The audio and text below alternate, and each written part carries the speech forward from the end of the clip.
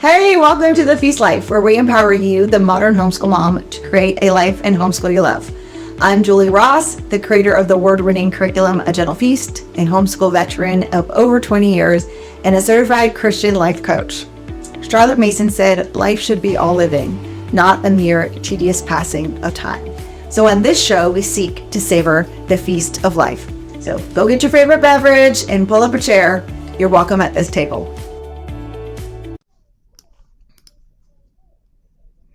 What if everything you believed about college being the only pathway to success was a myth? On today's episode, we're diving into a radical yet refreshing perspective with Hannah Maruyama of Degree. Whether you're a homeschool mom worried about preparing your child for the future or someone just questioning the value of today's higher education system, this episode will leave you empowered and ready to rethink traditional norms. I'm so excited today to introduce you to Hannah Maruyama, who is the founder of Degree, which helps parents and their 16 through 20-year-olds create custom career roadmaps that don't require them to buy college degrees so they can launch their lives. From tech to trades, machine learning developers, midwives, drone pilots, watchmakers, animators, and so on. Any job under the sun. With her husband Ryan, she runs Degree on TikTok, which has over 500,000 followers and over 100 million views. They also have the Degree podcast, where Hannah and Ryan interview degree people who work at companies like Meta, Dell, Twitch, Nike, Microsoft, and more. She also co-wrote the Degree Way, How to Help Your 16 through 20-year-old Build the Life They Want, which was published in June 2024. Join me on today's episode as we rethink higher education. Hey everyone, welcome to the Feast Life podcast. I'm your host, Julie Ross, and I'm here today with Hannah Maruyama from Degree. Thank you so much for joining us today, Hannah. Julie, thank you so much for having me on. I have been looking forward to this all week. Yeah, I'm so excited to introduce you to my audience. I think these homeschool mamas are so going to appreciate our conversation. It's something that I talk to my audience about over and over and over again. Let's just start off with a little bit about you and your background, and then what you all are currently doing now, and then we can dive into some more meaty concepts here. Sounds good. So tell me a little bit about you and your background and how you got to start what you guys are doing now. Sure. So essentially, my story goes back to when I was in high school. I was able to dual enroll. So I actually was Yeah. homeschooled for the majority of my Oh, school wow. career. My parents were in the military, so I was Yeah. homeschooled, which when I say that, a lot of people go, "Oh, that makes sense." And I think I tend Well, to who agree. are I these tend to who are agree these with that. people? Yeah. Yeah. And so and I do credit a lot of the way that I think and the way that I Mm, question things to the freedom that I did have, that my mom was very big on teaching us, questioning everything and making sure, proving things out, asking, is that yep. true? And then testing to see if things are. And that is something I think influenced my career, my academic career later, Mm. because that mindset is not something that's actually welcome in Nope. academia, which I was soon to find out. And that to Nope. me was really where the cracks for me began Mm. to appear. So I was able to dual enroll. It's funny, one of the comments that I get most frequently on social media is, "Oh, somebody couldn't get into college." But actually, I did get into college. I got into college when I was 16 years Yeah. old, actually. And I got into college when I was 16. And it's not hard to do that because they'll take anybody's money. And so they accepted me at the local university, not a college, it was a university. And I went to this local university. So I was able to, I had clept out of a lot of classes Okay. previously. So just testing out is something that they allow you to do in the state of Georgia. And I was able to go to that local university, and I was just taking basic classes. I ended up being there until I believe I was about 18. So I did a year and a half of full Mm. time at the university.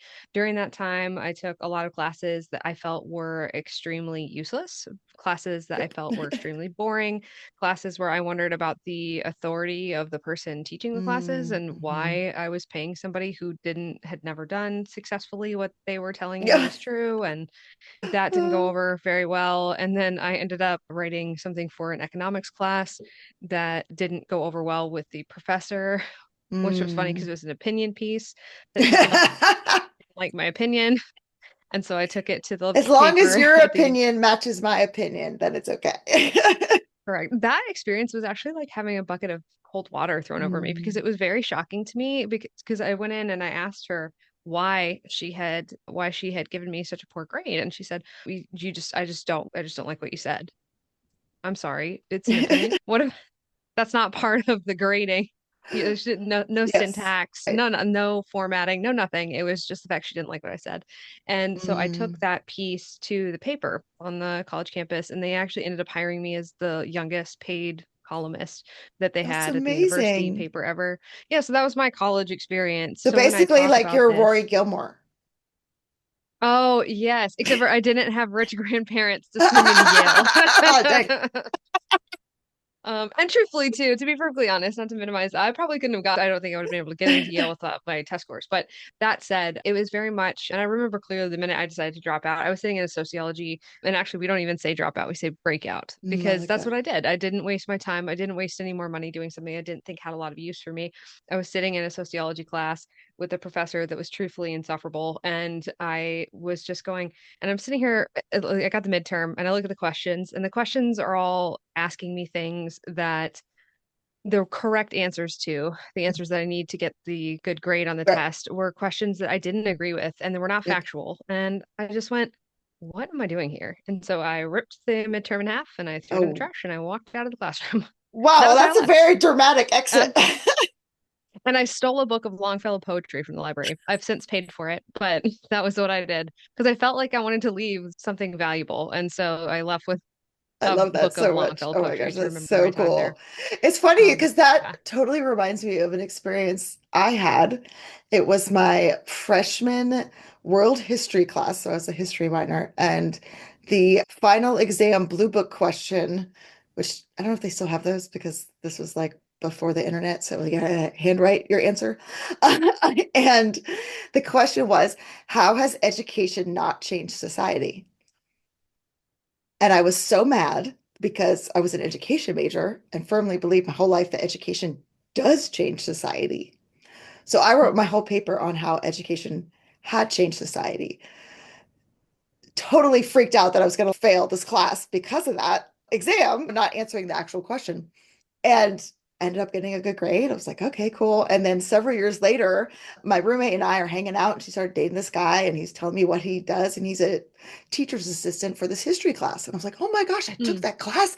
I was so mad because of the essay question. And I told him what I did. He was like, that was you? He's like, I graded your paper. And I was like, my gosh, this girl has some spunk to like stand up to this guy. So I was Oh blessed that I man. got a cool TA that graded my paper and liked my opinion, unlike your teacher. That's a good example of how the rule breakers always win. I think. Yep. Thank you.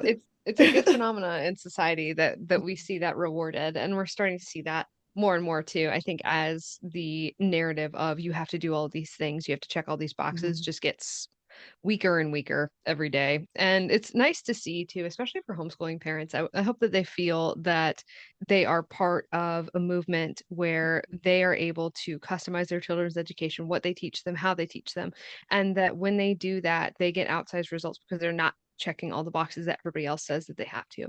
And one of the Yes. things too, I always want to talk about, and so I'll let me nutshell. Sorry, I'm off track of your initial That's question. okay. So I have what I will say ADHD, too, so I can follow your rabbit trail. We'll go back. It's all good. perfect. My professional experience then after that was a series. I worked up so many jobs. I worked as a nonprofit fundraiser. I worked as an investigative journalist. And that was a job that said it required a degree that obviously did not because they hired me. And that was a recurring theme too, where that was Mm, something else I started to see a pattern of. I said, wait a minute, I see these requirements. And then I would just apply for the job and then I would get the job and I would go, okay, so that wasn't real. It was never yeah. real. And those little points started to add up over time until later, until much, much later. Actually, my husband Ryan and I are from Hawaii, actually. So Ryan is Okay. Hawaiian and he's from Hawaii and he was a firefighter at the time. And we were living in Hawaii. He was a firefighter and he had been accepted, very competitive application process for the Honolulu Fire Department. They have thousands of people that apply and they only take about 50 and he made it through that. I'm very proud of him. So he made it Yeah, through that's those awesome. cuts. Yeah, it was a big deal. And at the time, I was working at a call center, actually in tourism. So I was working in activity sales, helicopter Yeah. tours, to luau's, that type of thing. And COVID happened. So I Yeah. remember that day very distinctly because I was working this job. I think I was making think I was making about 20, I was making about $28,000 a year commission. So it was like a low flat rate and then commission on top of that. And I'm working this job. And while I was there too, I was able to turn that, it was a 5-day work week job into a 4-day work week because of the Mm. shifts. And Yeah. the team liked that idea because a lot of people were commuting from further away. So I was able to like say, hey, I propose this. I think people are going to get more productive if we do this. And then we did. Wow, And that's cool. so it worked. And so Yeah. I had just secured that, which was really good because I was also running a business as well. And Okay. so that was working really well. So that had just happened. And then I remember my supervisor came and tapped me on the shoulder and she said, hey, you need to pack up your stuff and go and just don't say anything, just go. And I was like, okay. And so I packed a little, not everything, but I packed everything up. And then I went downstairs and I left that day. And then they told me later that the girl that sits next to me had COVID. And so it was just, and then they told me they furloughed our whole team, like our whole floor, everybody that was there, which was probably about, I don't know, 200 people. It was a lot of people. Oh, wow. And so Yeah. they furloughed everybody. And I could just see very clearly that my job was not going to come back because all the lockdown stuff was starting to get Hmm. talked about. And I knew that tourism was just going to take a massive hit. And I didn't think that there was going to be any industry left to go back to. And I had always worked in between other jobs. I had always worked service industry and tourism and things like that. And turns out I was correct. So not even 2 weeks later, they said, yeah, sorry, everybody's out of a job. But I went back to the drawing board, and this is how I actually teach people in the launch program to do this. But went back to the drawing board and went, all right, I need to teach myself a valuable skill because I have a business I have to pay Hmm. rent on, even though I can't open the business. Quite literally, the business was locked down. So I had to pay rent, but I couldn't Oh, take any wow. customers. And so I was like, what do I do about this right now? And I went back to the drawing board and said, all right, what skills are in demand right now? What skills do I think I could Hmm. learn? And then I ended up settling on a tech certification. And I got this, I studied really hard. I studied for 31 days. I got this tech certification, passed the exam, and then I started applying for jobs. And then within 45 days of me being furloughed, so that was March 17th, 2020, within 45 days, I had gotten this exam, I had taken this exam for $362, and I had gotten a job that Yeah. paid $70,000 remote Wow. 4-day work week at a time when Wow. everybody else was losing their jobs. But it was very strategic because I just Yes. went, okay. And it said it required a college degree. It said a computer science degree required, which we'll get into Mm. later. Yes. But I was just like, okay, so none of this is true. Like none of these things are true. And so I just realized that not only was that the case, but also that other people could do the same thing. And so I started helping Mm. friends and family do the same thing. And then come to find out that a lot of degree requirements are actually not requirements. And we'll talk about that in a little bit.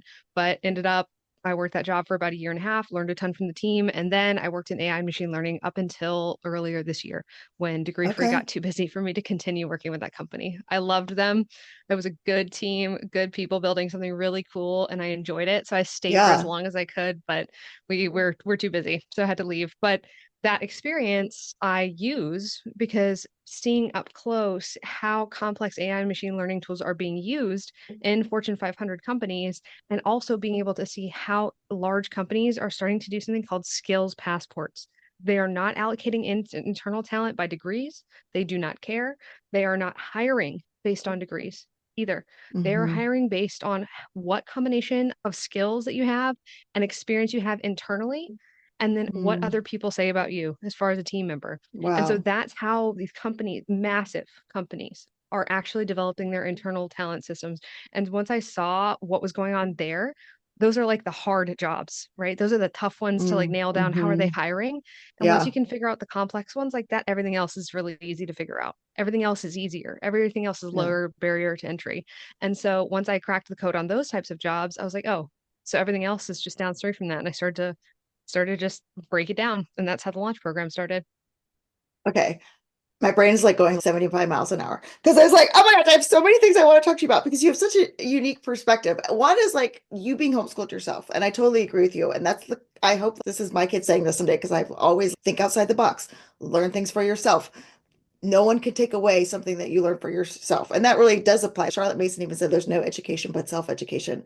If you Mm, are able to teach yourself something, you are going to be successful no matter what field, whatever thing. If that job goes away because you don't know what's going to happen, nobody could predict COVID, right?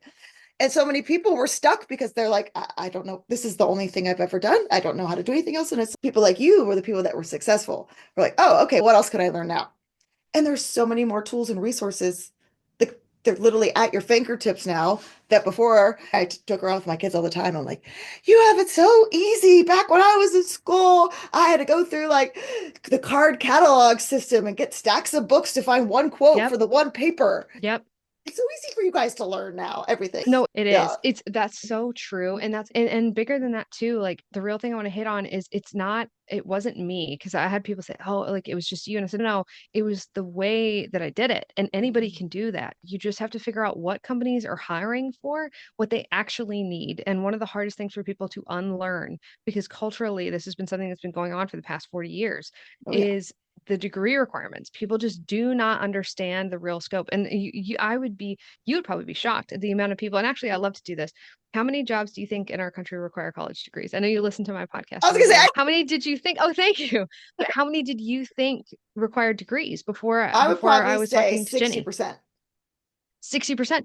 That's what people usually say. They say, "Oh, no, but 60% of the jobs require college degrees." Let me Hmm. just blow everybody's minds for a minute. So a lot of people don't realize what the market looks like and also what the trend is either. Mm. So there has been so not only 60% of the employed US workforce is degree free as it is. So it's quite literally the opposite, Mm. which you know now. Not only that, but we did the math at the degree free. Ryan and I did the math. Only 7.7% of all US jobs legally require college degrees. That's a Wow. tiny percentage of jobs. And also, none of those jobs, not all of them have positive ROI. Just because they require a degree does not mean that it makes the money back either. So that's something that That's people a need to very understand. important Like, concept. Yes. yeah, my estimation is about 2.1% of those jobs do not have positive ROI. That's why the group that benefits from buying a college degree is extremely narrow. It's very small. And the more degrees you buy, the harder that window gets to be positive. And so Mm. anyway, but downstream from that, what people don't understand is well, lots of jobs require them. And if there's not a legal degree requirement, as in someone would get sued if you did that job without a college degree, like Leonardo DiCaprio in Catch Me If You Can, where he pretends to be Yes. a doctor. That's what I'm talking about. You go into practice law in a state where you can't read the law and you pretend to be a lawyer. Like Yeah. you're Danny DeVito in Rain Man. Is it Rain Man? No, it's not Rain Man. What is that movie where Danny DeVito and Arnold Schwarzenegger. Danny DeVito and what's his name? Matt Damon. And Matt Damon is the young lawyer. And Danny DeVito is this paralegal, but he just knows everything. And so he tells Matt Damon what to do because Matt Damon is not, he just came from law school. He doesn't know anything about how to actually That's be a so funny. lawyer. Yeah. And, but yeah, so other than that, it's such a, so not only that, so again, so 60% of the employed US workforce is Wow. degree free. And then of that, 7.7% of jobs actually legally require degrees. And the data on the publicly available data on this, and you can look this up. Indeed and ZipRecruiter are two of the Yeah. largest job boards in the country. They keep data on this. They keep data on how many of the job listings that they take in even mention a college degree. That means even say preferred. So this is not Hmm. saying required. This is saying preferred. On Indeed, it's now 17%. 17% of their Wow. job listings even mention a degree at all. At all. On Wow. ZipRecruiter, it's 14.5% and dropping. They Nobody is doing this anymore. And the fastest decline industries are finance, education, and healthcare, which are always people say, not in healthcare. I'm like, yeah, Yeah. you don't know what's going on in healthcare. Like, like tell me you don't know what's going on Wow. in healthcare without telling me. People just think what they think is, I think what people think is they think there's an outsized amount of jobs. Like they think that there's just 18 million nurses. They think Hmm. that there's just 100 million teachers. They think that there's just so many people that require degrees for their jobs, but there's just not. So when I'm talking about jobs that require degrees, I'm talking about even extremely niche ones like audiologists. Yep, counted those. Like they're in there. Wow. Librarians, counted them, got them all. Like speech language pathologists, they're in there. I got them all. Wow. Okay. Wow. But it's one of those things that people just don't understand too. They think, oh, that's just been since COVID, but it wasn't. It was 2014 when this started. And the Mhm. Burning Glass Institute is a research entity that's been tracking all this data. They've run 51 million jobs through their analysis, and they found that this has been happening since then because it was a response to the 2008 housing crisis. And basically, what happened is there were so Yes. many new college graduates, companies were like, oh, we could just get these guys, we can just thin our hiring pool because everybody's unemployed. So there was Yeah. all these hiring, and someone's bright idea was, we'll just use the degree requirement to thin the amount of applicants. Hmm. No, huge problem, huge backfire, and it did not work. It was not effective. And what we see now is a response to that initial change. Okay. So Yeah. it's not that these companies are seeing that the people that come with degrees aren't always the best employees or something like that. That's affecting the trend. It was intelligent.com just did a survey of 1,000 hiring managers and HR leaders. All of them had a bachelor's degree or higher, also, by the way. So it's good for the bias of the study. And they Mm, admitted 71% of those people admitted to firing recent Gen Z college graduates within the last mm-hmm, year that they had hired. 61% say that they were reluctant to hire from that demographic. A lot of mm-hmm, that, I believe, is the fault of the colleges. And not enough people are faulting the colleges for all the problems they cause. mm-hmm. They take 18-year-olds, they give them unrealistic expectations, they teach them a bunch of wild economic theories, and Yep. then they release them on the workforce. They do not prepare them for work. They do not teach them anything useful.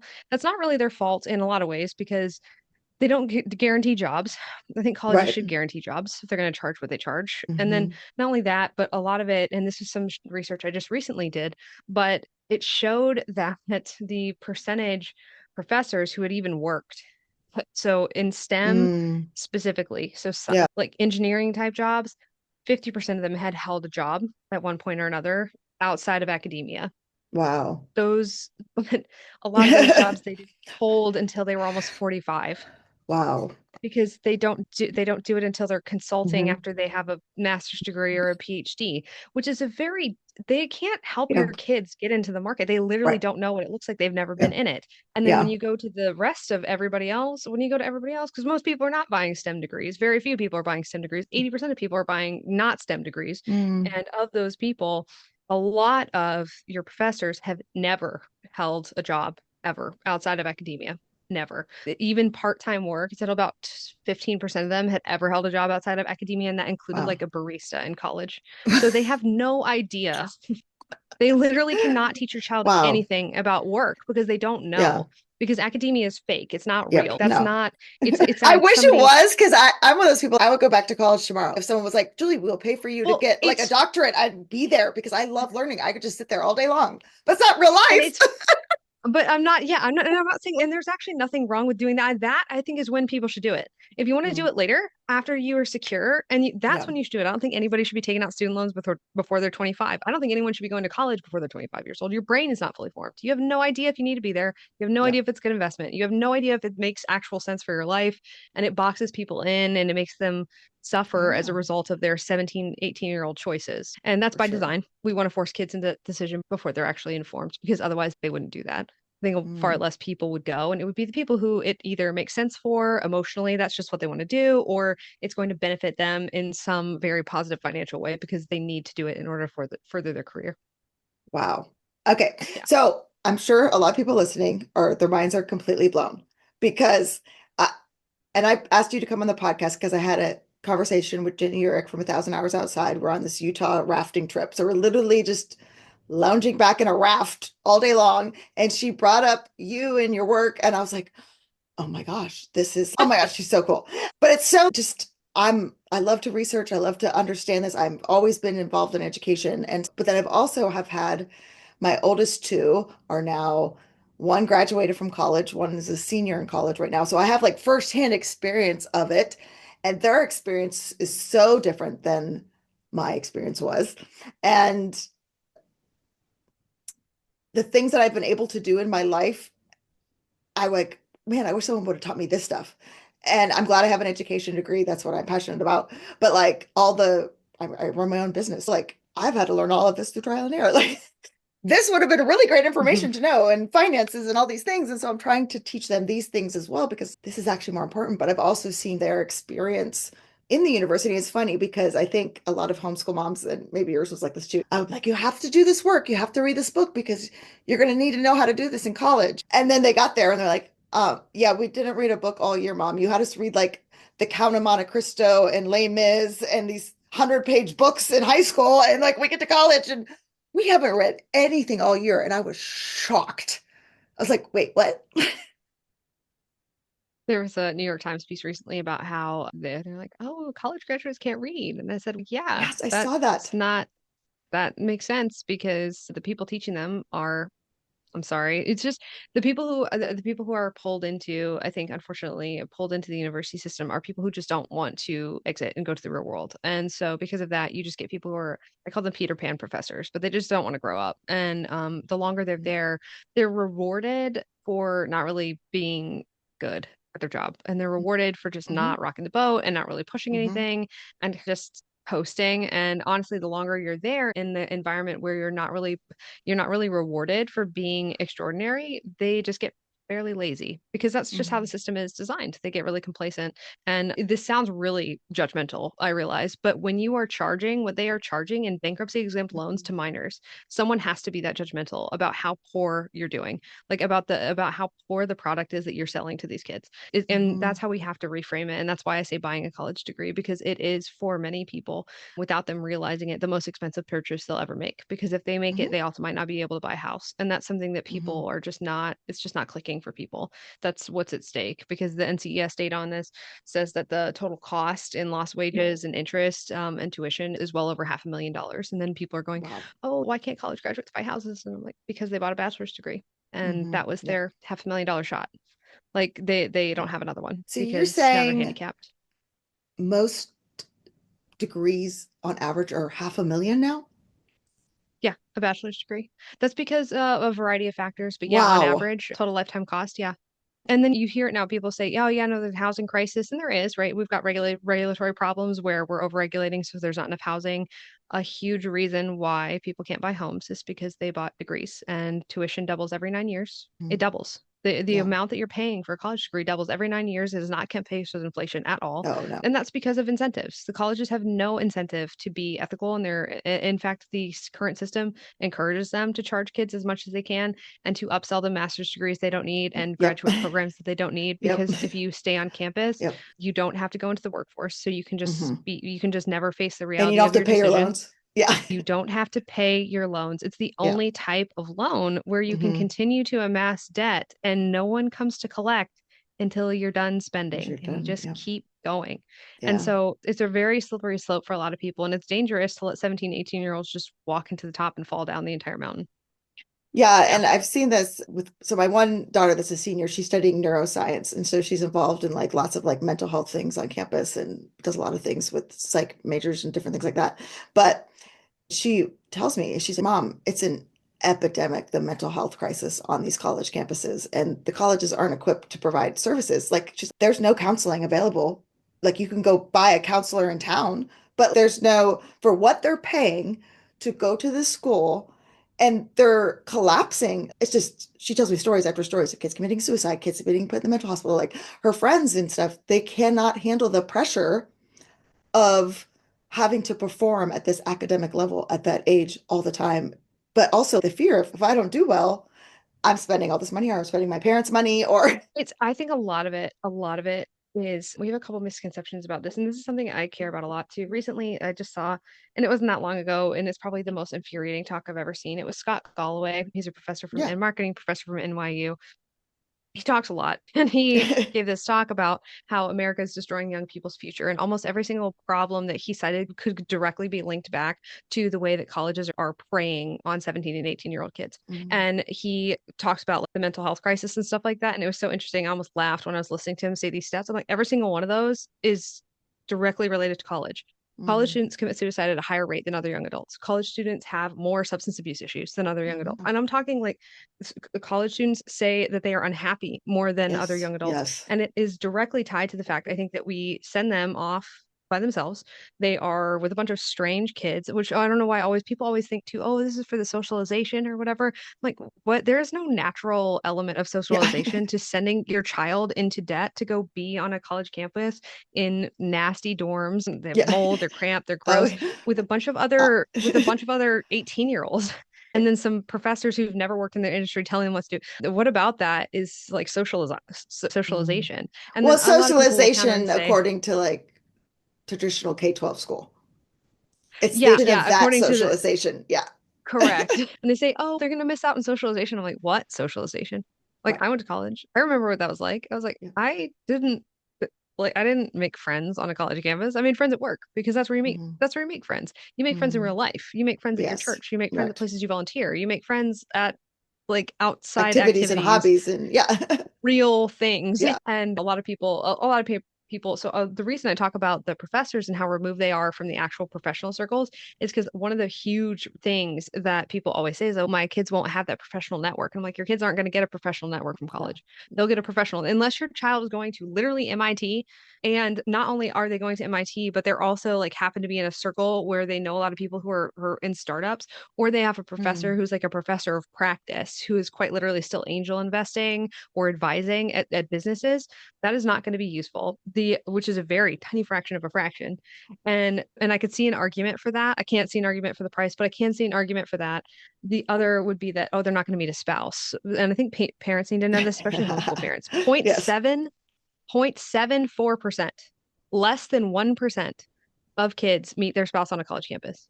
So Really? if you are sending your child into Wow. debt to get married, Wow. let me tell you right now, there is a less than 1% chance that will result in a spouse. So just Wow. so parents understand that. Because I think a lot of homeschool parents are Yes. under the impression that you go to Yeah. college to meet a spouse. That's not what happens anymore. They meet on Mm. apps. Like 75% of them meet Yes. on, and guess what? You don't have to send them into To debt college to to put go them to on an that app. app. Yeah. That's a good point. It's a good trend. Um, And I think too, okay. So I'm so interested in what you're going to say on this because for homeschool parents especially, there is so much fear around if my child does not get into college, it means I have failed as a homeschool parent. oh yeah. I did not do my job. I remember the first talk I ever gave at a homeschool conference. I'm talking about Charlotte Mason using real books, providing your children this beautiful humanities education. And I'm like, okay, does anyone have any questions? And the first question was, yeah, this sounds really beautiful, but do you have any statistics on how many kids have been educated using this philosophy and how many of them got into college? And I was like, the data is probably somewhere. This has been around since the late 1800s, and so it's been used throughout the whole entire world. So I'm sure there's kids out there that we can find statistics, but I don't really know them. I'm like, how old is your child? 4. Mhm. And that was so eye-opening for me of the fear of if I do anything different than traditional public education, my kid will fail in life. And the ultimate determination of whether I succeeded in all the work I did was whether or not they can get into college.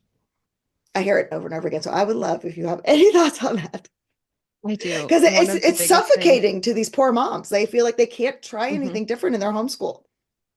Yeah. I have a lot of thoughts on this. First, college is not education. Those words are not synonyms. They have Mm-mm. never been. And it very much behooves parents who have exited the narrative. It is so Mm. interesting to me. Will never not be interesting to me. The fact that homeschool moms specifically, and I say moms because moms are the ones who homeschool. Yeah. I'm going to know that because I had a homeschool mom, right? My dad wasn't the one that decided to Yeah. homeschool us. My mom did. And then my mom did all the labor to do that. My dad was very supportive and everything like that. But my mom did all Mm. the labor. She did all the heavy lifting on that, as most homeschool moms do. You have stood in the way of a massive system that is designed to take your children from you, tell them what the truth is, and then put them into the world as they see fit, not as you see fit. You have done the hardest thing already. Mm. And one of the things is it's infuriating to me on behalf of homeschool moms because it's poisonous that you have been fed. And I want people to understand the scale of this. The college system in the United States, one of our largest exports is student loan debt as a country. You Wow. are Wow. being marketed to by a system that is worth $848 billion. Your child Wait, has say a that half a again. million dollar, you are being 848 billion? billion dollar with a B, yes. Wow. Yes, with a Wow. B. Wow. I Yes. have chills, And like literally from that. you your child and homeschool parents, how many kids do you have? On average, I say I work with a Yeah. lot of homeschool I have families. I 5. say on average, you guys, I was about to Yeah. say you have at least 4 kids. Yeah. Okay. And if you don't have four, you got three. Okay. No, I Yeah. don't know really any homeschool parents out here with 2 kids. Okay. Your kids have a $500,000 price tag walking around on their head. Mm. There's a bounty on them. And like when you understand that, if you view what's going on more, I think instead, and my family's in the military, 2 of my siblings were in, as a used car lot outside a military installation where they're waiting for 18-year-olds who just enlisted to come in and buy a red Dodge Charger. They'll take anything. They just want you to sign the loans. They don't care. They want you to not understand. They're worth so much to this industry, and they don't care what the outcome is. They don't care. And one of the biggest things too is that, and there's just so much here because I feel so strongly about this. My mom, I run degreefree.com. Yeah. I was running a $500,000 a year business when my mother was still telling me to go to school for business. Mm, Okay. My mom yeah. was, oh, maybe you should just go back to college. I said, why? Yeah. Why would I do that? I could teach the class. The professor has never done what I've done, Yeah. and not in an arrogant way, just in a factual way. Yeah. Like the Right. professor has never done what I've done, which is out of nothing, build a business and employ people. And Yep. they've never done that. Why would I go learn business from somebody who's literally Mm, never done what I've done? And it's for her, I think the first time I said that to her, it broke her worldview a little bit, but it's very generational because the yes. further we get away from where this all went wrong, which was 1965 when the government got involved in student loans, when you were in college, when my mom was in college, it was closer to the truth that if you went, Mm-hmm. you were more likely to be going for something that Yes. got you a license to do something. My mom was a nurse, Mm. so it made sense, and for a lot I of was a people, the teacher, right? closer you were, you had to. Mm-hmm. It made sense. Yep. But the further you get away, the more expensive it gets and the less necessary it gets. And Mm. so, and that's where people, that huge disconnect is. But the one thing, if I could say only one thing to homeschool moms about their kids, you already said no to the system. Do not, after all of this, if you have homeschooled your kid the whole way through, do not turn around and put them on the meat grinder that you spent Mm. 12 Yeah. years keeping them out of. It's crazy. And you can Yeah. undo everything that you did by doing something that is so difficult. Like those first, you did the hardest thing already. You already Wow. did it. And also, not only did you do the hardest thing, you are so well positioned as a homeschool mom to do the research, vet educational options. And I say educational options because college is not education. You, as a homeschool mom, are the best Mm. qualified to do that. You've been doing it for 12 years. Yes. 12 years already, you've been doing it Yeah. for multiple kids with multiple different needs. You are an expert at vetting educational options. Find something better. It is not difficult. This is my job. My job is to find things Mm. that are better, cheaper, and faster than college. It is not a hard thing to do. It just takes time. And homeschool moms Mm. will put in time like nobody I've ever seen. Oh my gosh. And so that's Yes. the thing I Yeah. wanted to say. Oh my gosh. Yeah. Can we stand up and cheer? I'm like, preach it, girl. Loud for the people. I just hate that they've made people feel that way because Oh, I they hate do. it They want too. you It to just feel breaks like, my heart. and homeschoolers go to college at a higher rate than everybody else. And that's Hmm. because of social pressure. It's because Yep. you want to be able to outwardly show to other people that you didn't I fail. did it. Yep. I'll tell you, you Hmm. didn't fail. You succeeded. That's why your child doesn't have to buy a college degree because you did Mm. succeed. Like Wow. they're ready now. They're ready Hmm. now. And if you don't delay their start in the world by 4 years, they will be so far ahead of kids coming out of college. It's laughable. It's Yes. laughable. No, it really is. And I Yeah. 100% agree. My daughter that graduated, that her degree was in graphic design, and she works for me, and she does my podcast editing, my social media. She designs the actual books for my curriculum. She does all the design work for that. But in high school, at 15, she started her own photography business. Today's episode is brought to you by A Gentle Feast. A Gentle Feast offers a complete living books curriculum, an award winning early reading program, and more tools to equip you to apply Charlotte Mason's timeless philosophy into your modern homeschool. Go to agentlefeast.com to check it out. Smooth and easy days are closer than you think. Do you know what she does now? She has her own Photography. photography business. I actually learned absolutely nothing that I'm using to make money now. I'm like, wow, I'm Yeah. so glad I paid all that money because none of that is useful. And I don't know what my daughter is majoring in neuroscience will end up doing. I think she's more research based, so that might be helpful for kind of academic research stuff. But I see exactly what you're saying. And it was like, if she would have just been able to grow that photography business out of high school, all the stuff Yeah. she learned for graphic design, she learned online, taking free classes, doing some paid courses by people who actually use graphic design to earn money in their businesses and edit their own podcasts and do, tubers and things like that. Like on YouTube, you can pretty much learn how to do most skills these YouTube days. University. Yeah, Yeah. that's where I go every But time it's I don't know how to do something in my business. I'm like, ooh, YouTube. Yep. But it's even more actionable than this. So let's do something super esoteric, okay? Let's Okay. do, for instance, I just had a young man come through not too long ago, and he ended with a cloud computing architect and Oh, that's so security. cool. So cybersecurity, cloud architect. This is So perfect because this is cloud what my son architecture. wants to do. So Go ahead, tell me. Oh, perfect. Yeah. So one of the biggest things that people don't realize is a lot of the tech, and this is one of those things. If your child is interested in computer science, do not send them to college. Do not do that. I don't care. But my, no, I'm talking to you, whoever that is. That if you're like, oh, but mom, no, no, no. Do not send them to college. What you need to do is you need to get them to build a portfolio on GitHub and get them to Mm-hmm. solve LEET code.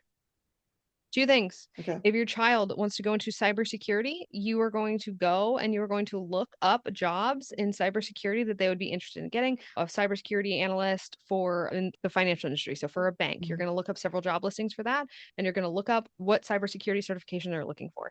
So if they're looking for CompTIA Plus, Network Plus, Security Plus, you're going to go tell them to get that. Why? Because it costs less than $500, and a Yep. homeschool kid can get it in 3 months. I'm not Wow. kidding. A 16-year-old homeschool child can get that in 6 months. And it's high It's school not hard, credit, moms. High school and credit. it's high school credit. And Yep. it's like, just do that now. And your child, Mm, I'm not kidding you, if you devote to doing this for 1 year, if your child is 17 years old and you take this approach for 1 year, your child will be career ready and more prepared than 23-year-olds coming out of college. yep, And not absolutely. only that, but the issue that a lot of college graduates are facing is they're coming out and they're very dissatisfied with the entry level wage because that's the market value wage. Yep. It's the same as when they went into college. Yeah. But the difference is now they're carrying It. Yep. $150,000 worth of debt. And so they're literally not able to take entry level work, and your child will be. And they Mm, will pick your child every single time. Every single time. Like, wow. it's not close.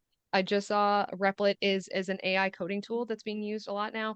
Basically, it's one of the things. So when Mark Zuckerberg was talking about replacing coders and Meta the other day, what Mm, he's talking about is using agents. So Replit is an AI agent builder. And I should almost read you this tweet. But it was the tweet of one of the head engineers from Replit itself. And the CEO tweeted out that they don't care anymore about credentials. What they care about is they care. I'm going to read this tweet to you because it's that yeah. important. And sorry, not to be scrolling, but I think this is very important for people to understand what the actual market that they're going into. This is from Mm, Abjad Masad. He's one of the senior developers on Replit, on the Replit itself. And the Replit CEO said, we don't care about professional coders anymore. What he's talking about is they don't care about credentials. They do not care at all.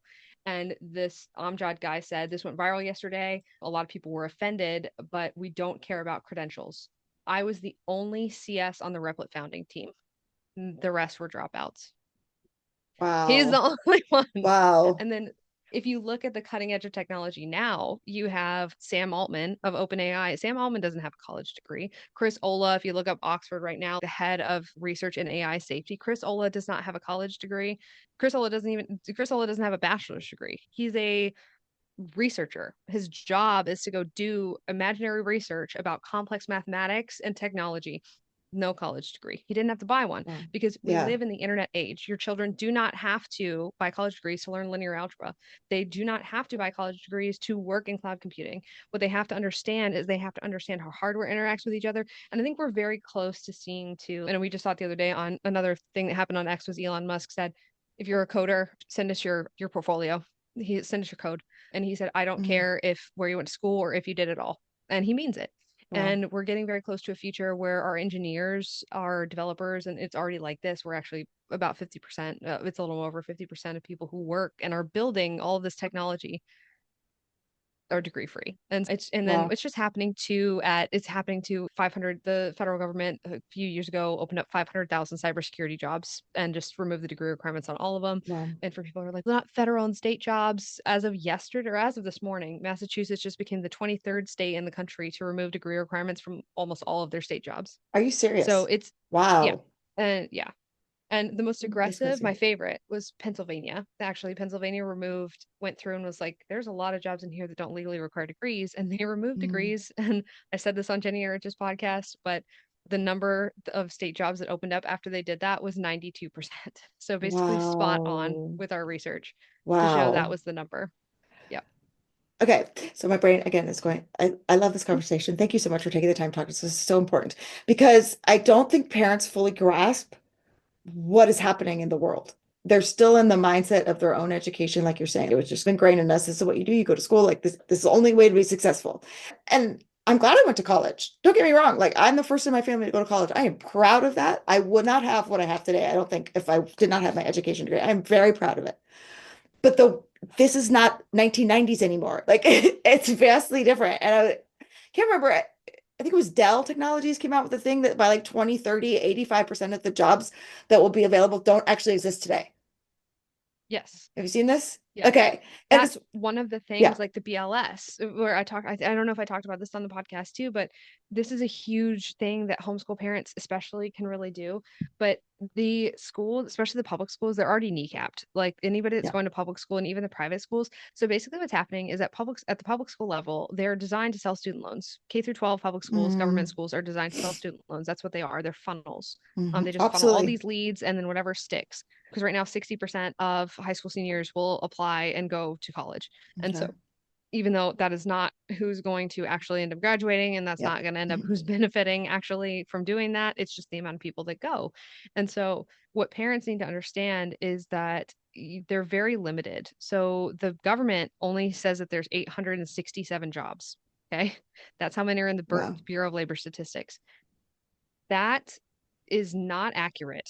Like, so there's No. 867 schools can only think past the end of their hand, and so they can only teach about 30. If your Hmm. child isn't getting a 4.0, then they're just immediately going to say, "Oh, let's take a personality test. Oh, look, you like to work with your hands. Okay, go be a plumber or an electrician." Yeah. That's all they got. They got Yeah. college, trades, and the military. They have nothing else. And even the trades, they'll just send you to trade school, not into an apprenticeship. They're going to send you to trade Mm. school because that's still student loan debt, and that's the goal Yep. is just to get you into this funnel. Now, past that, I remember looking at that number and going, that's not accurate. That's not right. And sure enough, we went through and did our own research. And the more accurate number, and there's a really wide range here, but the more accurate number of the amount of jobs in our country is 31, so 3,100 to about 6,000. And that's because every year we add between 500 and 700 new jobs. Yeah. And That's some go exactly what away you're that talking about. Yes. are being And so replaced, when you right? Yeah. see, yeah, all these fear headlines about all these jobs are going to require it, no, they won't. No, they won't. I'm telling you, there's an $848 billion lobby behind that because they are terrified of their declining enrollment. They're Mm. terrified that they can't keep, because they have no intention of keeping up. They're not going to teach Yeah. your kids anything useful. They're not going to change. They're just going to continue jacking up the price and hoping that a lot of people are uninformed enough to keep paying it Mm. for as long as they can. And that's what's going to happen. Your kids are going to be at the receiving end of something that is subpar, takes way too long. It's going to slow them down. That's the biggest thing. Now, it's Mm. not even the price so much. It's really expensive, Yes. but it's the time that they're going to lose. Hmm. It's just a giant time suck at the time where they're Mm. free and healthy and they're not married yet and they don't have Mm. kids yet and they're able to like move for jobs and take opportunities and say yes to things that if you have them in this institution that is burning their energy and burning their freest, healthiest years, that's the big robbery. It's not even the money. The money is bad, but it's the time that's Time. just gone. Yes, Yeah. yes. And it's not just the time of the 4 years that they're at school, it's the 12 years leading up to that that they got. And that's what Jenny Yes. said. Yeah. Yes. And where It's like now they're everything was losing to, their whole childhood yes, to to college prep. prepare Yeah. them for college that they don't need to be prepared for because that's actually preparing them for nothing a lot of the Because it's time. preparing them to Yeah. purchase. That's it. The Mm, culmination of K through 12 education is a purchase at 17 and 18 years old. It is not the yes. result afterwards because there's no Mm, guarantee. There's no follow through. We don't mm, track. This is one of the things that recently I had someone come to me and say, "Hey, this is somebody I think you need to meet because they're doing this education program and currently 100% of the kids that come into this program are admitted to college." I'm like, "That is a terrifying statistic because only yeah. 10% of them at max should be going. So how many of these Mm, kids are you putting into unnecessary student loan debt?" That's an wow. unbelievable statistic. That's horrible, but that's what high school is optimized for and Hmm. that's what people will brag about. They'll brag Yep. about their Oh, college yeah. acceptance rate. And I'm like, all you're telling me right now is how many kids you're putting in debt. You're not telling me if it's going to benefit their lives, if it helps them get Mm, what they want out of life. You're not telling me, oh, this girl wants to be a stay-at-home mom, and because of that, this type of work is going to work for her, and she needs to get a degree because she legally needs one to do this, so she can have hmm. flexible work to be home with kids later. Yeah. Nope. Like, nope. We're just going accepted to college. Boom, done. Doesn't Yeah, matter what it we is. have Just succeeded. success. And I'm like, that is not a success metric. That's a failure metric. And it's Mm. crazy because people don't view it that way, but it is. It is So, what is the success metric? outcomes of their life. That's a harder Mm, thing to track, which is why nobody it does. is. Yep. Yeah. Yep. So, Because what would that if look I had it like my way, practically? we would track through K through 12 education, we would track debt ratios, marriage, and length of Mm, marriage. And then we would probably track a career trajectory. So like where do they start and where do they end up? Like title would probably be more accurate and more helpful. Yeah. And then household wealth. Because one of the Okay. things you'll see too is people will talk about the earnings of college graduates. Yeah. Also very deceptive. Why do they say earnings? Why isn't it wealth? Mm. Because they don't have wealth. They have debt. They have debt. That's why Yeah. millennials, so I'm the youngest millennial you'll get, I'm 30. And so they don't track our wealth. They don't track our wealth. Why? Because people my age have $85,000 worth on average of debt. But if you keep working That's the long reason. enough, you can Yeah, retire and then you'll have wealth. Yeah. theoretically, if you Yeah, ever right. retire. Yeah. The But quality that's of what I'm life saying you is have in between then, that's a different story. But and that's what it's when we first started the podcast, Ryan and I, one of the most interesting episodes we did was this ER doctor who had done a write-up of how long it would take him to catch up in earnings. An ER doctor, a physician, how mm, long it would take him to catch up to the wow. earnings of a UPS driver who started when they were 18. And it was Wow. 27 years catch up. Obviously a Wow. doctor, a lot of debt, but also high Hmm. earning. And so tough. Yes. Like that's a tough one. Right. That's a tough one. And the UPS drivers make good money too. So Oh, yes, they it's a do. tough Yeah. one. Yeah. But the thing is, what people are understanding is just if you just start your child at a $35,000 a year job and they grow and they start making about 50 a couple years in, which is very Hmm. plausible, very Yeah. reasonable, the Yeah. career Putting money in the trajectory, like, Roth. Yeah. and your college graduates don't get there until 10 years. Like Wow. it's Hmm. they're just not going to catch up. They're just not going to catch up. It's just impossible. And it's why I see friends. So my youngest sister is actually, so my middle two siblings are both were in the military. And then my youngest sister is a structural welder. So she and I went That's different roads. I so went tech, she cool. went trade. That She's very cool. is She's very cool. very cool. She's also very good at her job, but she's young. She's 23. Wow. She is, and this is something I talk about too. That's my a little bit off color opinion. But if you want grandchildren, don't send your kids to college. Mm. Don't do that because they'll put it off and they'll put it off Yeah. because they have to because of Yep. finances. The fact that Yeah. people are ignoring that college graduates aren't having kids and they aren't buying houses, I'm like, oh, gee, what would keep somebody from buying Mm. houses and having children? Probably six figures of debt. That Yeah. would keep people from doing that. My Yeah. youngest sister, though, she and her husband bringing in, they're out earning, both of them are out earning the median master's degree holder. And it's not hard to do that. And Yeah. she's 23 and she's no debt because she found an apprenticeship, not a trade school. They trained her, they paid her, all the risk was Hmm. gone. And now she's in a position where once you put in 5 years in a trade, you can go into QA, you can go into things are not as manual, right? Hmm. You can just be quality control, you can be management, and you can just move up and you can move into more technical jobs. And so it's interesting to see to her progression and where she can go now with her skill set, right? Because Mm. with her skill set now, and as young as she is, she could go to SpaceX, right? That's so cool. She could go to these big companies and go into QA and be paid really well, have great benefits. Like Mm. it's an interesting position that she's in, and it's interesting to see more than that, like the maturity and the way that her life has progressed. 'Cause you see so many people talking about like failure to launch and people stalling out Oh, and yeah. just like Yeah. frozen. Because you're not in And it's reality, hard. right? Yes, but Yeah. also it's just hard to see like the disconnect where people just don't want to acknowledge the common thread that I see there. Where I see a lot of people, I'll get messages from people that go, "Oh, can you work with my 28-year-old who just won't?" No, that's a different Yeah. group. Like they're Yeah. unwilling to move forward, Yeah. unfortunately, at that age, and so I can't really do anything about that. That's why we work with the younger ages Mm. because they're willing to learn and they're willing to Hmm. try stuff. Whereas you get to Yeah. about that age and it's hard to unteach that mindset at that point. Yeah, that's a good point. So I got your workbook. I love it. I'm going to use it with my kids for sure. I have three teenagers, two young adults, and three teenagers. But just briefly as we wrap up here. So I think Yeah.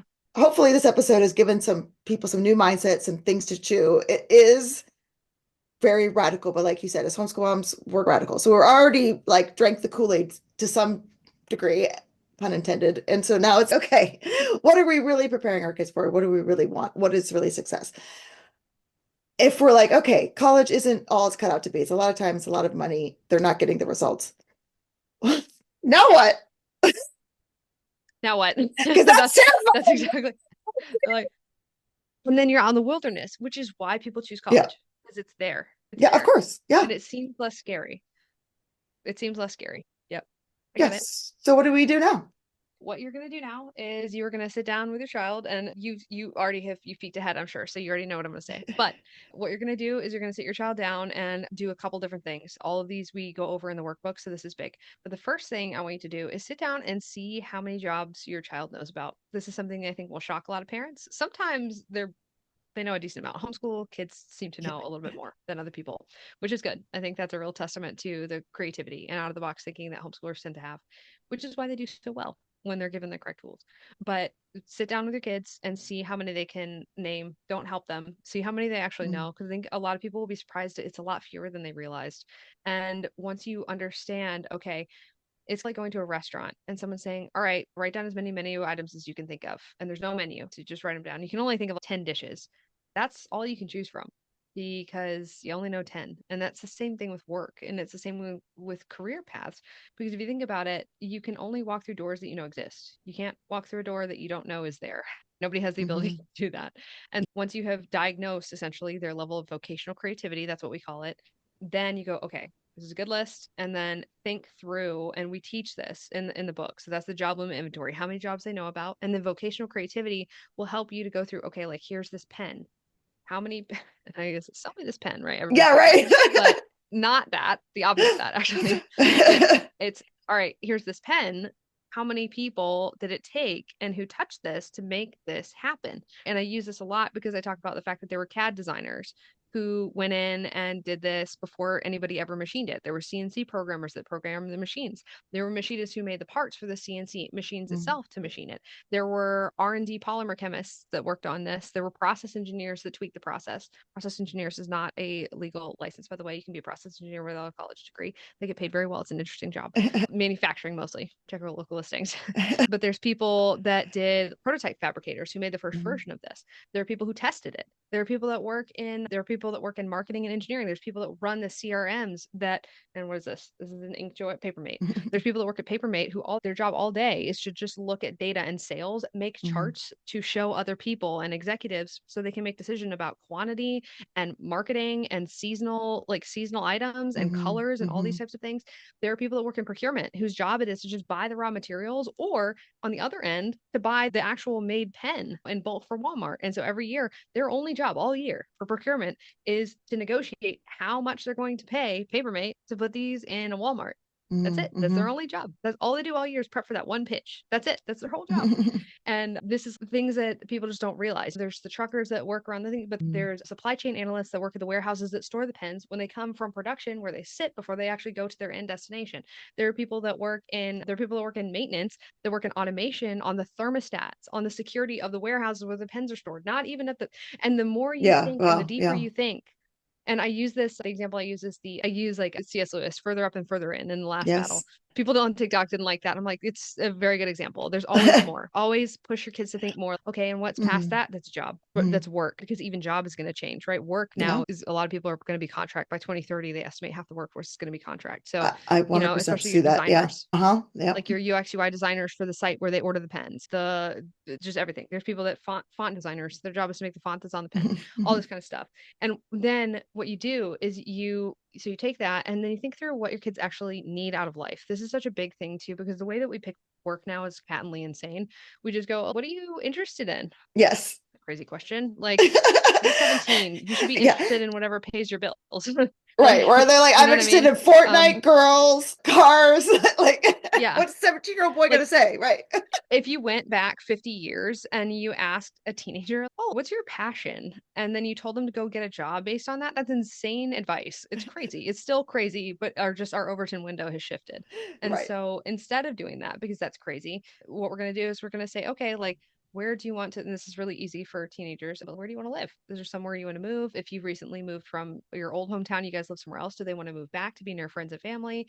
Is there somewhere that they just always wanted to like, oh, they want to move to Florida and live near the ocean? All right, where do you want to go? Oh, okay. I'm not for this because New York is gross, but hey, I want to Yeah. move to New York City. And they're like, I just want to go live in a studio apartment with 5 other people in New York City. Okay, that's fine. That's great. Because knowing there's no, and this is so hard, and I shouldn't have said that judgment, but parents, like, don't correct Yes. them, don't help Right. them, don't like censor them. Just let them talk. Yeah. Just let them talk because everybody's trying to tell teenagers what to think and how to think it. And they hate it because we do Always. too. We hate it too. Nobody likes it and they like it least of all. And so just asking them, like, what do you want? And you can optimize this for next year, for 3 years down the line, for 10 years down the line. Ask them, okay, if you could work when you wanted to work, because we all have to work. I usually say that so they don't just say, oh, I don't want to work. Yeah. Because they all jokingly say that because they don't want to have the conversation. Yeah. Then you say, when would you choose to work? What kind of schedule? 2 weeks on, 2 weeks off? And they go, wait, that's a thing. They didn't know that. 4 day work week. So that's going to give you like manufacturing Mm-hmm. industries, printing, healthcare, things like that. Yeah. And then okay, great. So now you've got a schedule. Now you've got where they want to live. Huge, right? Huge things. Because sometimes location will dictate income too. Oh, Because if they want to live absolutely. somewhere expensive, they got to make New money. York City. If they Yeah. want to, yeah, if they want to live somewhere cheap, they got to make less money, which is great Yeah. because that can also change the amount of options that are open to them. Mm. And oh, I want to move back to this little small town. Okay, great. Now you don't have to make as much money because you can Mm. just your standard of living will adjust. Yeah. Then they say, okay, what kind of work environment do you want to be in? Do you want to sit in the come to the same place and do the same job every day? Do you want to be able to go from site to site during the day, like a surveyor or real estate appraiser or something like that? Or an insurance adjuster that travels and looks at storm damage? Do you want to travel to the work sites that you do in other states, like a lineman or like somebody that's doing fiber optic, like consulting services in another state, things like that? Do you want to work remotely by yourself? That'd be like building information modeling or software development or QA or things like that. Once you've got that figured out, okay, now this picture's getting clearer, right? You know where they want to live. You Mm-hmm. know what type of schedule they want to work downstream from that kind of work environment they want to be in. Do you want to work with mostly guys or mostly girls? Like, this is another Yeah. question. Like things that can influence, like seriously, the things that Yeah. can influence whether or not. And one of the things too, kind of find with girls, this is the biggest thing, but the having them really focus in on the one of the things that young teenage girls will say so often is just really want to help people. Mm. And that's not a bad thing. But a lot of times, the way that we tell them to do that is to go into low paying jobs that are not going to help them. And we then let them figure out the consequences of that 8 years later, and a lot of student debt later, and a bunch of crippled life decisions later, where they're now Mm. unable to do things they actually care about or help themselves because they have tried to help people by spending a lot of money to get into low paying jobs that help people that Yeah. can't actually change the systems they're in. And so if your child ends up picking, if your girls end up picking, especially, and I've just noticed that they tend to do this more than Yeah. the young Yeah. men, make sure that they're shadowing. Like Mm. they want to go work in a hospital, put them in a hospital, put Mm-hmm. them in the exact, have them volunteer, have them shadow, whatever. Because if they like it, awesome, full steam Yeah. ahead. If they Yeah. hate it, huge bullet dodged, huge bullet dodged. Wow. I Yeah. had a young lady I talked to a while back. This was years ago, and she was like, "I think I'm gonna go be an EMT." And I was like, "Okay, I've heard you talk a lot about the fact that you don't like blood, and that Oh your grandfather passed away in your home, and my you like gosh. fainted and couldn't deal with the fact that your grandfather had passed away in the same home that you lived in." Wow. And I was just like, you should not be an EMT. Because the work environment would cause a lot of Oh, depression and a lot of right. anxiety and a lot of Right. things that would mess with your mental health. And this Mm-hmm. I see in a lot of this is another reason I think that a lot of young women go into college, and women by degrees more than men do. And they Yep. go into college and then they go into fields that really impact their mental health because they end up going into social work, they go Mm-hmm. into healthcare, they go Yep. into teaching, Childcare. all Yep. of which are low paying Mm-hmm. fields typically with a lot of really tough situations, Yes. Lots of stress, stress. and I would say like low mobility as well because they can't really change jobs once they've done that. And so it's really difficult for them to change their situation after they've done that. Mm. And because of that, they just don't see a lot of ways to because it'd be Yeah. tough if their teacher, and I say this from experience, I have a dear friend who's a speech language pathologist, and it's just really hard for her to see that she could change her life because she spent a very long time A to lot of get a money. Yeah. license to do her job, Yeah. but then her job like traps her into a lifestyle that Mm-hmm. she doesn't really like, in a work environment she doesn't really like, in a Mm-hmm. schedule she doesn't really like, in an Yeah. income she doesn't really like. And those Yeah. things really impact your Oh, happiness long 100%. term. Yeah. And your And so kids instead of and all that. Yeah. when they have kids, it Yep. gets really rough. Yep. Yep. And so this is one of the things that's so you do all this, and if they know income, sometimes for the boys, for whatever reason, that seems to be easier for them. I don't know why. It's like I ask the same questions of all the kids Yeah. that come to the lunch program, but the girls really struggle with the money. Also, a lot of your kids, and hopefully they Well, don't I say think this, that's but also a societal thing too, right? It's okay for yeah. men and boys to know numbers and money and Hmm. want to provide, and girls, you don't need to bother with that, sadly. But I also, yeah, and I also think that's intentional too, because I think there's a lot Yep. of people that just want to sell them. We just Mm-hmm. want to sell them degrees. Just Mm-hmm. spy. Don't even think about the money. Don't even worry about that. Just go. You want to help people, and I see that as a yeah, we've just done this thing where we're so focused on helping other people that we forget to put our own oxygen masks on, and it results in a lot of dissatisfaction, a lot of unhappiness, a lot of really unnecessary stress. that could just be Wow. avoided with a little bit of critical thought. Like the slightest bit of strategy would alleviate all of that. And shadowing, which I'm huge on, especially if it's a high risk career. Things that I view as high risk are things that cost a lot of money or take a lot of time to get into and don't necessarily Hmm. pay very much. So Yeah. those And 2.1% that's of the such job a is a big blessing category. as homeschool parents because we have the time for them to do this shadowing. And Hmm. you mentioned apprenticeship. So how is that luck? Like, how do you find apprenticeships? Those even Sure. exist. I'm thinking of like Benjamin Franklin is all I can think of. No, no, an apprenticeship looks totally different from the way that we think it does because it's totally, you think of a printing press for some Yes, reason. I don't know right. why. A printing press or welding. Those are the two things that people think of. So it's not like that anymore. But what I would not advise is the .gov apprenticeship. Like the government got involved in the Mm, apprenticeships and completely ruined everything as they always do. And so actually what you need to do is go outside of that. What you need to do when you're looking for an apprenticeship, you can do one of two things. You can look for people who are paying typically more you're going to see on the job training. Every once in a mhm. while, you'll see someone call it an apprenticeship and it's an in-house, usually regional company, sometimes tech, sometimes marketing, sometimes manufacturing, and you're looking for places that need to train people to do something specialized. And that is where you actually painting shops actually do a lot of apprenticeships because it's a hard job to learn. But Yeah. there's lots of different diverse things there too. There's like engraving, working at the mint, people that work at the mint Mm, or like state engraving, they do apprenticeships. And actually when they get a little further in their career, they make good money too. It's an interesting job.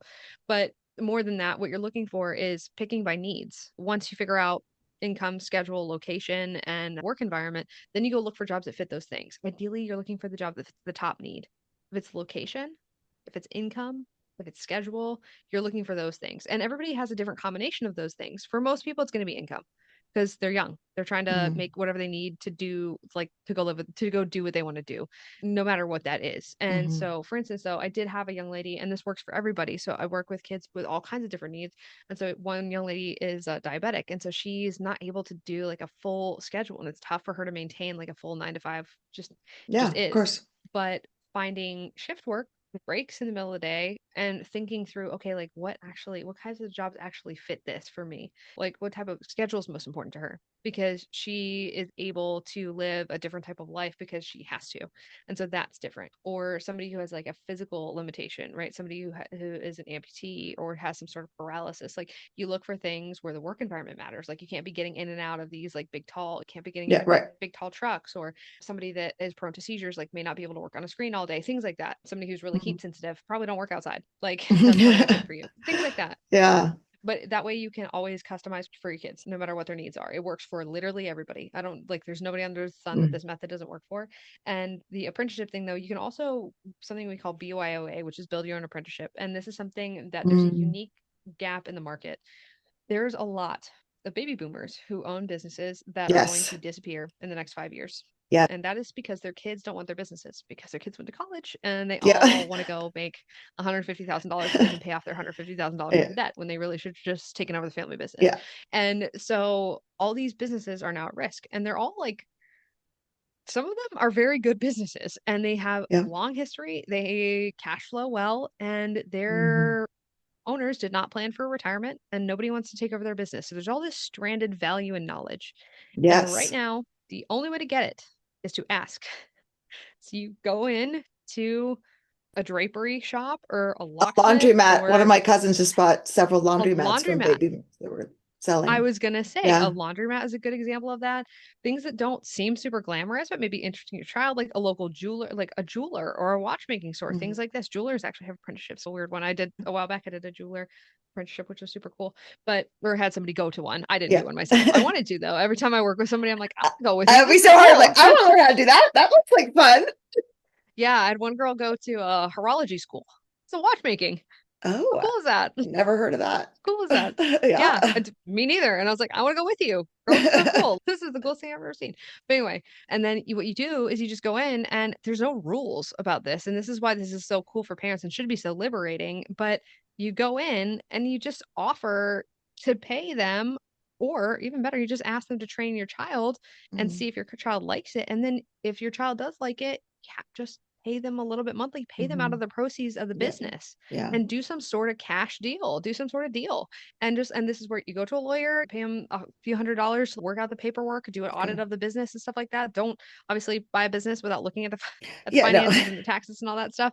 But this is going to take work, but it's something that I don't think people understand that it's if you're going to spend the average spend is not the total all-in cost, but you're going to spend 104 to $156,000 on something. Why wouldn't you spend it on something that will guarantee your child work? Because college will not do that, but a Hmm. business would. Yeah. A business would. If it's Absolutely. established and it already has existing clientele, that is a much more secure bet. I would take that bet every time. I would pick the business every time because even if it folds in 5 years, because that only happens with new businesses. It doesn't happen with the type With of businesses established that ones, they. correct. But if it folds in 5 years, let's say the worst case scenario, that's the stats. The SBA, the Small Business Hmm. Administration said new businesses fold in 5 years. Let's say when your child buys it, it's new. Okay, it's a new business now. But if it folds in 5 years, your child will probably still be they'll probably Yeah. still have more money and they will definitely have more experience because you have MBAs Absolutely. coming out of Harvard Oh that yeah. couldn't run a small business. Nope. They have no idea what's going on. Nope. And it will teach your child more than they would ever learn on a college campus. They're just going to 100%. learn way more. Yeah.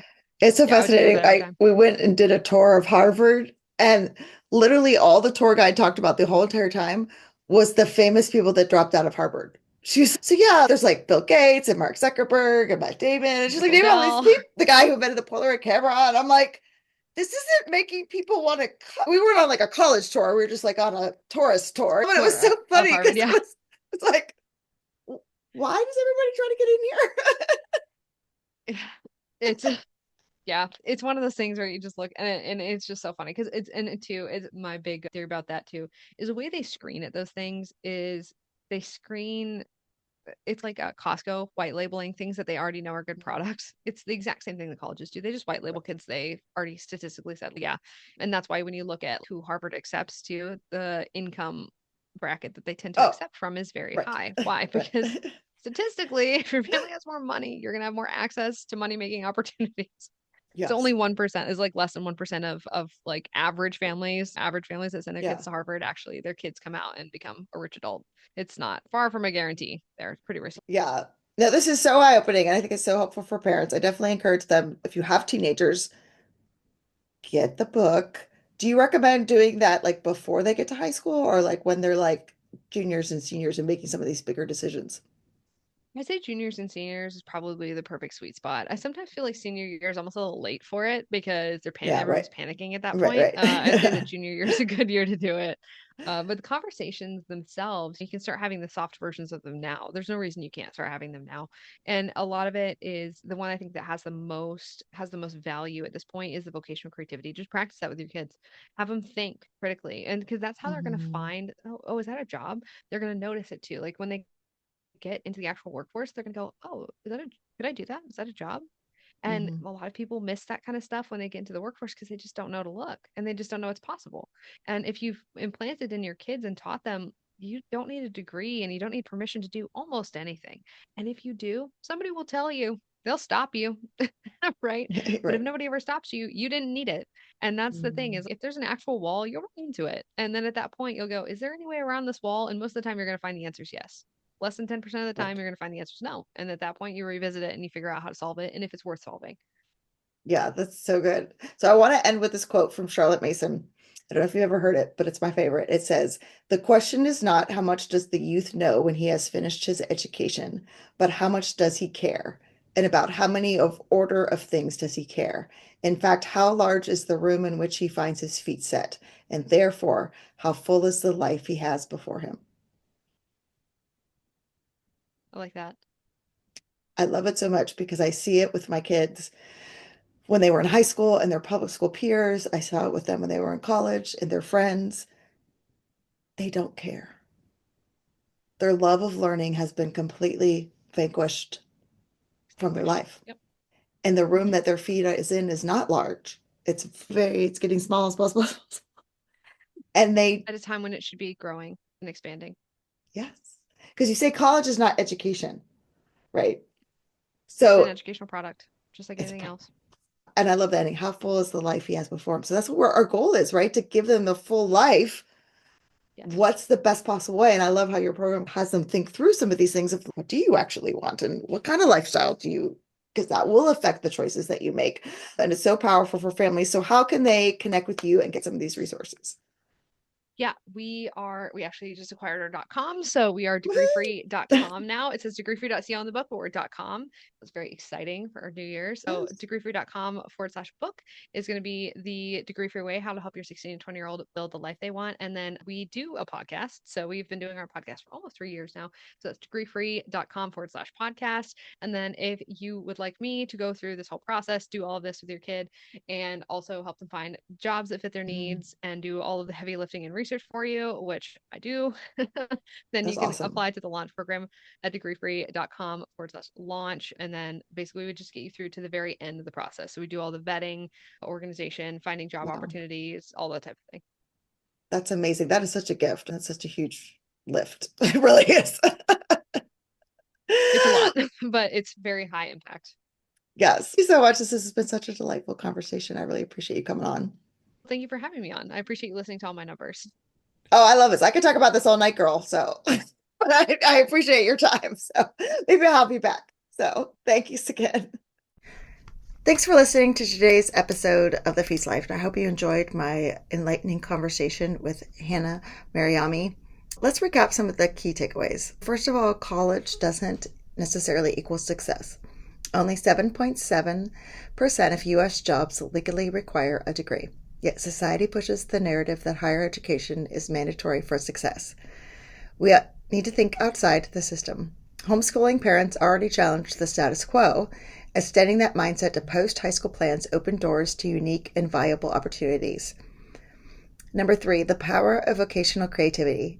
Teach kids to think critically about the vast array of careers beyond the few options school presents. Number 4, build skills, not debt. Certifications, apprenticeships, and skill-based training often outperform degrees in terms of ROI and career readiness. And last but not least, redefine success. Focus on creating a full and meaningful life for your child, not just on meeting societal expectations like a college acceptance letter. As Charlotte Mason said, the question is not how much does the youth know when he has finished his education, but how much does he care, and how full is the life he has before him. Thank you for listening to today's episode.